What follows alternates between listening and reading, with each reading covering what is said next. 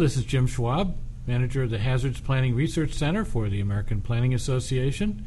With me is Eugene Henry, who is the Hazard Mitigation Manager for Hillsborough County, Florida.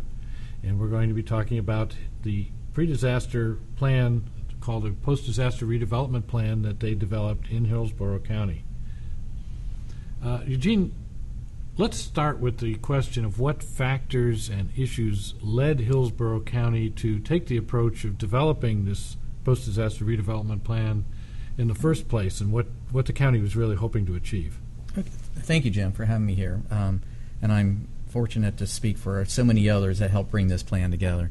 What really brought together Hillsborough County's planning process for the post-disaster redevelopment plan, it started after Hurricane Andrew, 1992. The county looked at a model ordinance, adopted it, then put it on the shelf for 13 years and didn't touch it.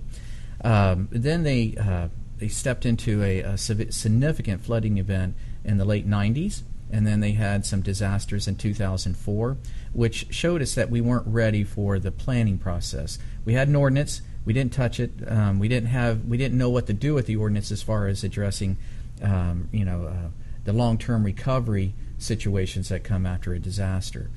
In looking at it, we started incrementally addressing the long-term redevelopment process. It's part of the process is involved with the the comprehensive plan and also the comprehensive emergency management plan. And again, the county was addressing it in incremental steps. And recognizing that it was going along slowly, and then also the county adopting Hancock County in Mississippi and sending staff out there to work with the recovery, response and recovery. From Hurricane Katrina. From Hurricane Katrina. We recognized that we were not even close to being ready. So we started stepping up a little bit on the strategy on how to implement long-term recovery. And so that was sort of a recognition. And then also the state came in and they they identified that they wanted pilot communities. They were going to provide additional resources, assign CSA as a contractor to work directly with Hillsborough County as one, and we would be one of 7 communities to step forward and pull information together in a little bit more faster avenue. One of the largest reasons that we address the planning process, and we call it, and as you know, we call it the blue sky planning, is that we were not ready to address the loss of all the businesses that could be affected in a significant storm event, all the homes that would be destroyed, all the services that would be down. You can't address all those services at one time throughout the different parts of the county and still recover within a 3 to 5 year period. After a significant event, the planning process that we were looking at needed to increase or provide a better benefit than just responding, and the plan allowed us to work with the community to develop a plan to address those recovery situations. One of the other things that was happening at the same time was you had several other counties in Florida that were responding to kind of a prototype development of similar plans with the state of Florida and the Department of Community Affairs. Could you tell us how your plan fit in with that larger scheme? Sure, and you're right. It did start with the Florida Department of Community Affairs, and they were looking for 7 pilot communities, and they stepped into cities and counties, and it was wonderful because as we were thinking about it and about really truly developing a strategy, it was going to be incremental. And the state came in and they said, listen, we're looking at this too, especially after the 2004 season. All those post-disaster redevelopment plans that were within comprehensive plans, they really weren't used from all those communities. So they wanted to see if they could work with 7 communities, pilot communities, work with and take the lead and be partners with those communities, create an outreach program, bring those communities in and all their citizens and volunteers and their administrative leadership, their elected officials, and really begin a planning process. And every community addressed it a little bit differently. So, and they also eventually, they being the Department of Community Affairs, eventually partnered with the Division of Emergency Management. And what we did is they assigned a contractor, and that one was Continental Shelves, CSA for short. Yeah, Continental Shelf Associates. Yes, and they came in and they worked hand in hand with us, and that helped us move from incremental, really a process of developing a strategy. And as a planner, right, as you step in it incrementally, it takes a very long time. They were able to give us resources to bring the community together for a 9 to 12 month period. Yeah, and that actually fit into some state legislation that was also on the books dealing with this. Can you tell us a little bit about that? Yes, and that's what I was alluding to in the 2004 scenario, hurricane season. In the 2004 hurricane season, the state asked communities, are they using their post-disaster redevelopment plans? And those are that's a component, that's a requirement at the time of those coastal communities to have such a plan, because Florida is at risk. Mm-hmm. And when they went back and reviewed the communities and if they really or if they used the approved plans that were in place with their comprehensive plans, they found out that many didn't use them. They didn't open them up. They didn't follow through a strategic process to implement any changes that were recommended. They just responded. So at that time it was a requirement of Florida statutes, Florida Administrative Code, to have a post-disaster redevelopment plan or a redevelopment planning process. It is also a requirement in the comprehensive emergency management plans. Part of the plan is for recovery, and although all these communities that were affected had those, they were still dealing with response, and they didn't bring out the plans in order to look at and set a strategy together in order to bring a committee together and address the long-term redevelopment issues. So would it be fair to say that the bottom line here was, how do we make these plans useful? That's it. That's a perfect bottom line. Okay. Could you tell us a little bit about the process that was used to develop the plan, the kind of public participation you had in developing the plan? This was unique. Now, if we would have continued doing the planning process incrementally, it would have been, although it would have been approved by our Board of County Commissioners and the city officials, and it would have had received some community input, the state said, listen, you can participate as a pilot community only if you first go out and show us that you have your elected body as well as your administrative support. Mm-hmm. So we did do that. We knew that our community wanted it. Mm-hmm. We wanted to step ahead and do something more than just incrementally address this issue. So what we did is we brought together our administrative teams under the county administrator, and which also talked to the county commissioners, and they became involved. And then we had a meeting of the minds, and we brought in stakeholders. The stakeholders were from the private enterprise side or private business, and stakeholders from the communities. And then the state came in. The Department of Community Affairs, now known as the Department of Economic Opportunity in the state of Florida. But they came in with the Division of Emergency Management, and they were sitting in the peripheral or in the audience, and they wanted to hear what the leadership of the community had to say. And then it was taken and it was vetted openly, and it was approved for staff to bring this together, and gave us the momentum to begin going forward and pull together a community-wide stakeholder group. And that's what sort of began the whole process. So the flags were raised, and they said, we are going to do this. And then they sort of stepped back. And when I say the elected leadership and the administrative leadership, that's the cities. It's not only the Board of County Commissioners and the council and mayors of the cities. It was also the state legislative folks that came in and wanted to be a part of this strategy in order to make our community more resilient, as well as to address long-term recovery. And when we're talking about long-term recovery, they wanted a goal to see that a community that was severely hit or impacted by a disaster, that they had a goal to recover within a 3 to 5 year period, not a 10-year period. But once they got staff and they gave staff the direction, they stepped back, they became the audience, and they gave us direction to go You go out to the businesses, you go out to the residents, you go out to these areas that we created, these community plans, and you pull them all together and see how to move forward and make our community resilient and address the long-term recovery, or as in Florida, what we call it, post-disaster redevelopment recovery, which is the blue sky planning or the pre-disaster planning process that goes in with your community on this. Yeah, well, that raises one interesting question in connection with your plan.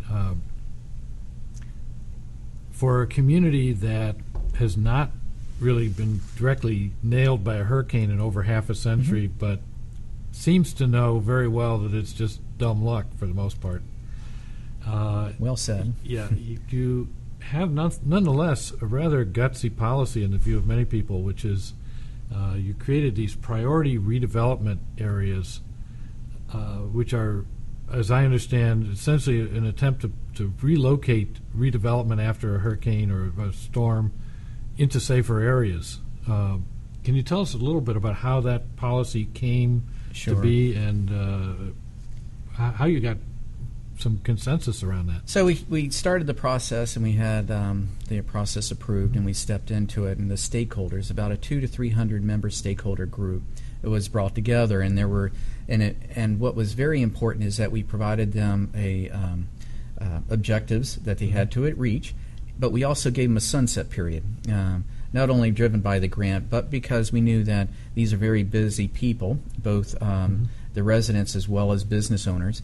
And so then the stakeholder group, they said, well, we can't address this as a 200 to 300 member group.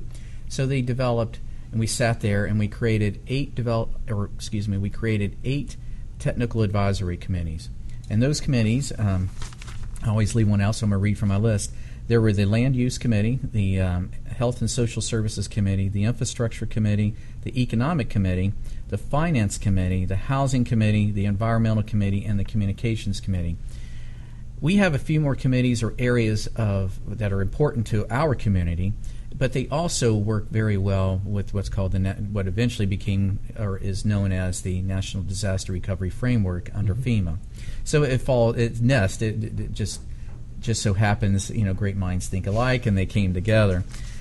So to get back to your question about the priority redevelopment areas. So out of these 8 groups, land use was obviously a very important topic area, because when you lose or when you have a severely impacted area, homes get wiped out because they were built to older regulations. They weren't, the older subdivisions, even though they have place, they weren't always built knowing the vulnerability. So we even had some members of the group that come up and mention, well, just don't let people build back. Well, you can't do that. If there's property left and the bay and the sea hasn't reclaimed it all together, then they have the right to their property, and they have a right to rebuild their homes and their businesses, and we want them to. So, but the Land Use Technical Advisory Committee, they were saying, okay, you have this situation, you have a high-risk area. If anything you put into that high-risk area, it's vulnerable. So what are you going to do? So what they did is they came up, they didn't like the terms that planners give them. They didn't like activity centers. They didn't like anything that goes along with that. What the citizens, the stakeholder group, the technical advisory group, they literally came up with a term of priority redevelopment areas. That evolved. There's sustainable redevelopment areas, and it gets into what you were talking about. And there's those, and then there's priority redevelopment areas that we call vulnerable priority redevelopment areas. So, if you have a sustainable priority redevelopment area, what the hope is, there's three principal areas. One is that you know where you're going to focus in time of recovery and long-term recovery to put resources, because if you focus around those areas known to be resilient, then what you do is you work out from those areas into those impacted areas. So you recover your services. Now everybody will, during response, will receive some level of recovery, but I'm talking about the long term, really putting things back to place, keeping those faces that are in those current businesses in those businesses, and putting those people back into their homes. We don't want an out-migration. We don't want a change in businesses. We want what we have in our community. So you have to recognize what builds those resilient areas. So that's your hub of your sustainable priority redevelopment areas. It just so happens it also focuses around what planners also know as activity centers. So you've already geared in, or you understand the provision of services. It stays within your urban service areas or your focus areas, but you also recognize those sustainable priority redevelopment areas. There are areas that you're just not going to let go away. It's part of your heritage, but you're going to focus eventually in rebuilding those, and you'll have higher standards, in the redevelopment process, but you have time to think about that now in the building of the strategy. More importantly, you can also begin building, and we haven't done this to the best, and we're going to have to come back to it, but you can also shift the ability to even want to rebuild there to increasing the density or intensity into those sustainable redevelopment areas. So it gives your residents, your community, options. So if you don't want to do something over here, you have an option to rebuild in your community, either your business or your home, in a more sustainable area. The other is, so you have, one is long-term recovery in the focus. One is providing options to the community because they have the right to build on their property and sort of work with it. The other is you don't want to repeat the mistakes of the past 30 years. So we've done all this community planning. After a disaster, what usually happens is people are immediately addressing the response, get the hammers and nails out, get yourself back into place. The strategy itself, the post-disaster redevelopment planning process, allows the citizens to come together and the businesses to say, well, recognize those community plans and see how you can work those into your long-term recovery process. You don't want to repeat all those, the poor planning concepts that were there, but you do want to repeat the good planning concepts, and you want to also pull in as much of the new community planning, or you want to pull in as much as you can from the adopted community plans that you've worked on recently. So that's the three levels. One is to look at your risk and make it better. Look at your resources. The first one is look at your risk and also provide alternatives, and then also look at what you're going to do in the future, and then ensure that you can focus your resources to rebuild. Yeah, actually, what you just described reminds me of a concept that has been brought up repeatedly by an organization based in Tampa, Institute for Business and Home Safety, yes, which has often said that it's both where you build and how you build that matters. And that's so true. And we do, and they are one of our partners. They are, they moved their headquarters there, and they have great ideas, and they've actually helped the Institute for Business and Home Safety, IBHS for short. They have literally helped us in years past build. I want to say a pilot, but it's they helped us rebuild someone's home using flood mitigation assistance funds and demonstrate that to others. Yeah. Absolutely, it was a wonderful demonstration project. Great. So let's kind of bring this around by talking about what value for other jurisdictions you see in the path that you've paved here. What can other jurisdictions learn from what you've done? How can they use it to develop a pre-event plan themselves for recovery? The idea, well, everybody knows that planning works both from the bottom up and also from the top down. This process pulled everybody together during times of non-disaster to look at the risk and vulnerability, and it was both the top and the bottom and how it was reviewed. We pulled the stakeholders together, but that was given the direction by the county's leadership. Everybody can do that. It's important, though, that the leadership sort of step back and let the stakeholders move forward and let them present what's needed in the community. You don't, unlike Hillsborough County, you may or may not, you may want to pick 8 technical advisory committees. You can pick 6, you can pick 4, but you do need subject matter experts, and that allows these folks to come together. Give them a sunset, give them a time period in which to build a strategy, but ensure that they feel comfortable with the community's manner in which it's going to be implemented or maintained, and that's very important too. The other is that you're giving your community alternatives. It doesn't mean that, fortunately, Hillsborough County does have some areas that are very much more sustainable with respect to natural disasters than others. However, it doesn't need to be that way. Your community can pick those areas more resilient. It can still be high risk, but also you're going to know what you're going to do in recovery. You're going to know that you're going to impose maybe slightly higher standards, so the disaster doesn't require to. So if you meet those higher standards, or those standards, you recognize the target areas in which you're going to have people focus, rebuild, and if they need to build higher because of flooding, or if they need to understand where there's earthquake issues, all that can be done, and you apply your planning process with that. The other is, again, our community call them priority redevelopment areas. You can call them activity centers, you can call them whatever you want. It's very important to recognize that you're going to have sustainable areas. Activity centers are priority redevelopment areas, or you're going to have, and you'll have the vulnerable ones, and recognize how you're going to work with them both. The long-term process allows you to also recognize your housing needs, your health and social service needs. That's very important. It brings in all the components of planning, and it puts it around the table. It recognizes all the committees that are involved, and it allows you to pull that out on an annual basis and talk to those folks. If nothing else, just have a simple exercise or a mail out and touch bases with your community saying we're still here. There's going to be those periods that you're going to do a lot more and those periods that you're going to do a lot less.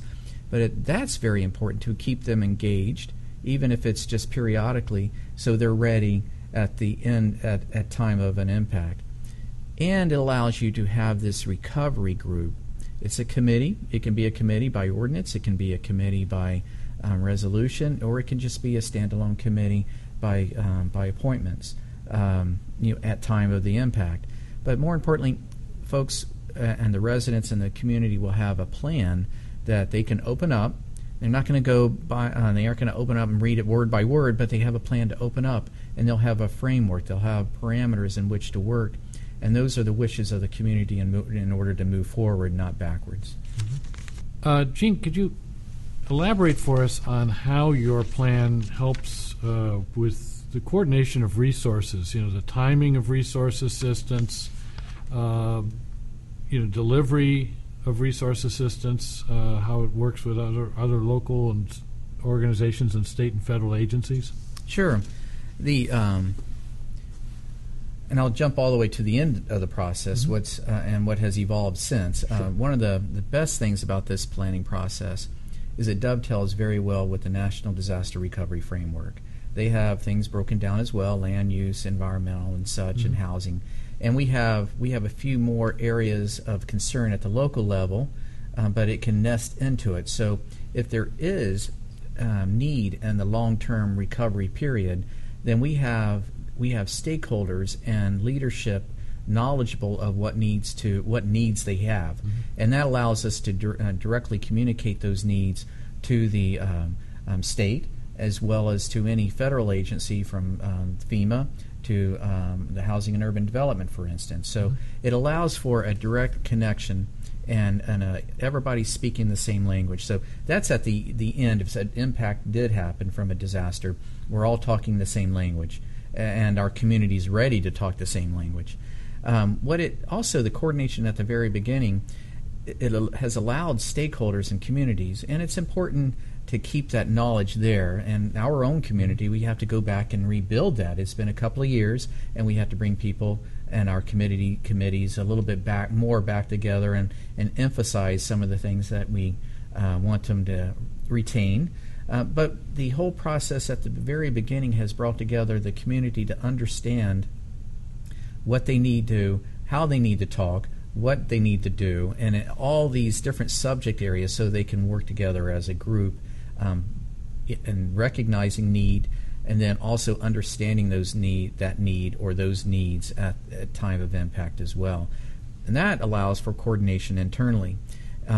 as well as externally within the community, and then allows for that bridge to be made to the state and federal government too. So it's just a wonderful coordinating system, blue sky to the gray sky, and then back into the blue sky period. Great.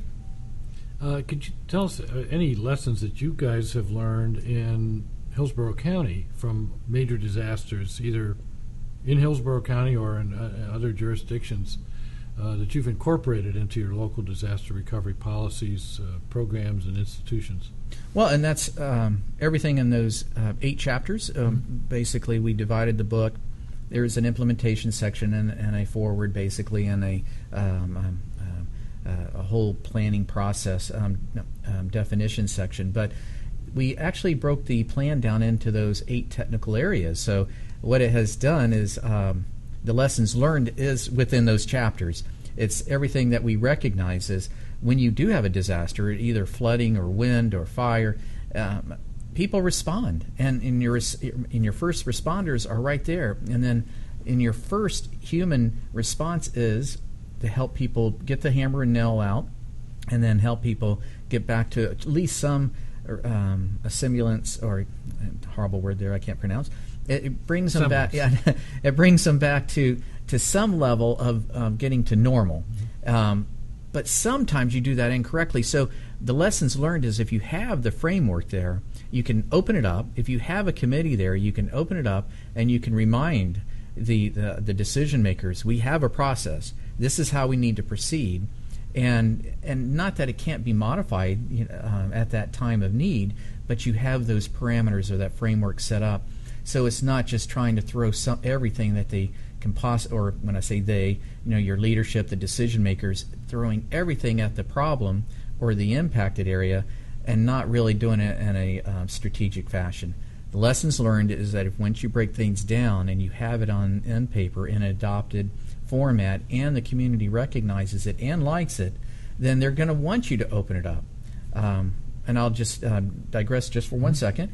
We went through a community planning process with our planning commission did, and the committee is a area of the county. They literally asked the planning commission to bring the PDRP, the post-disaster redevelopment planning process.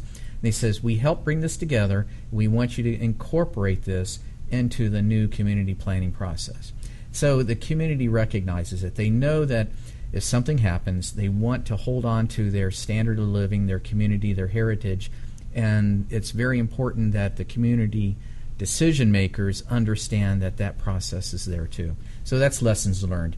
If you don't have something and you just step into response, you're going to get what response gives. Mm-hmm. Not bad, but it's response. If you step into having a strategy, then you're going to have a recovery strategy. You're going to proceed through the recovery in a logical fashion. And again, it can change, but you still have those parameters to work with. Yeah. Do you have any special or favorite example of a particular past disaster that Hillsborough has learned from? Yes, we had flooding. We had a 97-98 flood. Well, we get floods almost every other year, but that was one of the largest ones. We called it El Nino Grande for the Hillsborough County area, and almost every subdivision received flooding. Some of them were isolated. What we did is that we stepped into just responding. We put pumps everywhere. We went out there and just tried to help every citizen throughout the county. That was one way, and you can't do that because you end up spreading yourself so thin. The other ones that were after the 2004 hurricane seasons, we had, again, when they, as I mentioned earlier, when the hurricane named storms came through Hillsborough County, they were really tropical storms. We did have some 90 mile per hour plus winds, but they weren't really throughout the entire county. What we learned there is that you have everybody trying to work on the response. You had trees down, you have power outages, and everybody's trying to fix everything at one time. And what came of that, you can't do that. So you have some residents and communities that are without power for a very long time, and some that come up a little bit quicker. And that was all good because our storms weren't that significant compared to other parts of Florida. If they were, we would never have really reached the end. So it allowed us to focus in and say, okay, that we have to be we have to have some meaning to recovery of your potable water, your wells, your septic systems, your sanitary sewer, your transportation systems. You have to have that all, at least have some forethought into it, how you're going to step into it. So, Eugene, thank you for being with us today and for your contributions in terms of all the wonderful answers you've given us on these essential questions. And for more information, people can go to hillsboroughcounty.org. Great.